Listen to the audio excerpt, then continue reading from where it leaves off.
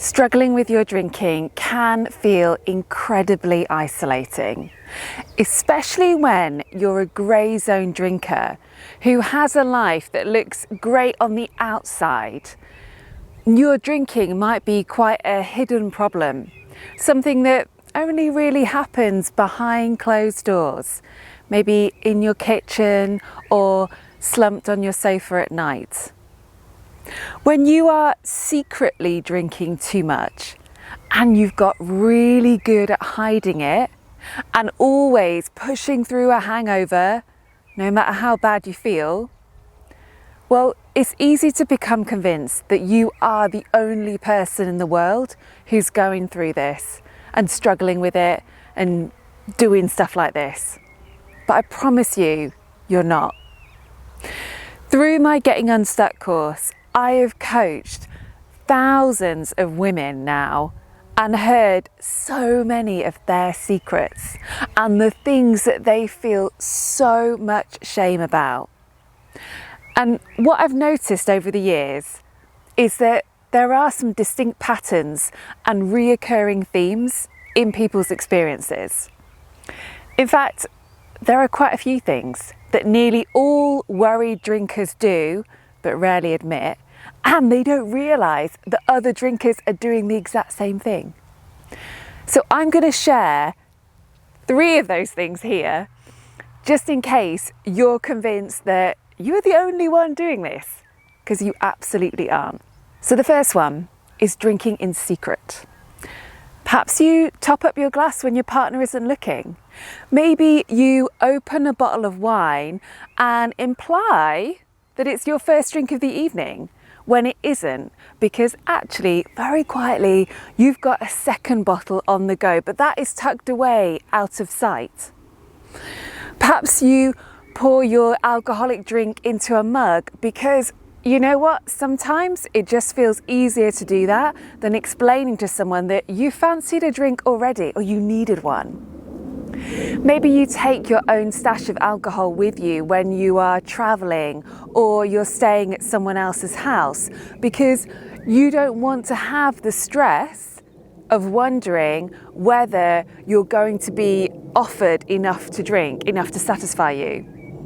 Or maybe when you're out with friends, you go and get a round in for everyone and you order single measures for everyone else in the group, but doubles for yourself. Or you just down something very quickly at the bar whilst no one's looking so that you can have that extra little something.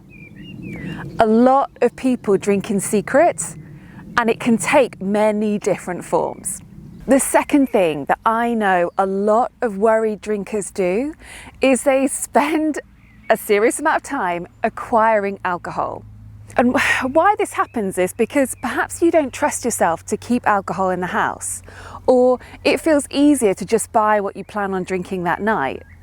But that then means frequent trips to the shops and a fear that perhaps the person in the shop has noticed. Like, I remember going to my local off license and the owner said to me, "Oh, we've got some of your favourite in here." And I know he meant so well, but the fact that he'd noticed what I regularly bought made me feel so paranoid I didn't return to that shop for months. Perhaps you are constantly doing this dance in your mind where you try not to buy in bulk because that just means having more alcohol available to drink at home, and that doesn't seem like a good idea. But you are also fearful that you won't have enough at home for those times when you want to drink. Maybe you've even left parties early in order to ensure that you can swing by the shops before they close and pick up a bottle so you can drink the way you want to. If you are often drinking in secret, then you need to also think about where to store the alcohol and where to put the empties. The logistics of acquiring what you need, consuming it, and then disposing of it, like, they're really quite something. And the chances are it takes up a fair bit of brain space for you. The third thing that I know an awful lot of people are dealing with is a constant internal dialogue about alcohol. What to drink, when to drink, where, how much. In fact, you might be thinking all of those things whilst holding a whole conversation with someone else.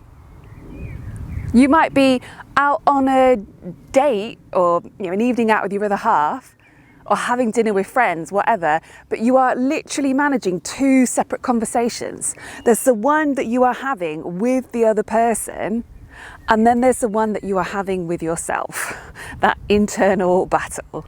You have literally got one eye on the bottle, and you are fully aware of how much other people have left in their glasses. You've been quietly observing that, so you can keep pace with them, not look greedy, not drink too fast. And you're wondering, are we going to get another bottle for the table? Does it look like you're drinking too much? Perhaps you promised yourself that you would be good and just have one, but now you're mostly through that one glass, you're already thinking about how good it would be to have a second one. In fact, if you're anything like me, you probably feel frustrated at the thought of not having it. It is mentally exhausting having this battle, this back and forth, whilst having to pretend to be totally sort of nonchalant around alcohol and just engage with everyone else around you and very laid back and not really too bothered about whether you get some more booze in your glass when actually it matters so much. Alcohol is stopping you from being fully present in your life and with the people that you care about because you are so preoccupied by when you'll have more. So I share those three things with you in the hope that it makes you feel less alone. Perhaps some of the things that I've described in this video today, you would never ever admit to anyone else. Or you'd be so embarrassed if they knew that you were doing that or thinking that. But I am here to tell you that you are not alone. You are not the only woman doing this. And my goodness, you absolutely can change. Life does not have to continue like this with the secret drinking, the mind games, the internal battle, the worrying about where your next drink is coming from. You deserve so much better than this. So scroll down below and let me know if this video has resonated with you today. And click the link for my Getting Unstuck course as well, because this is where I help women break out of this tiring mental battle and this constant back and forth with alcohol. You can be free of it.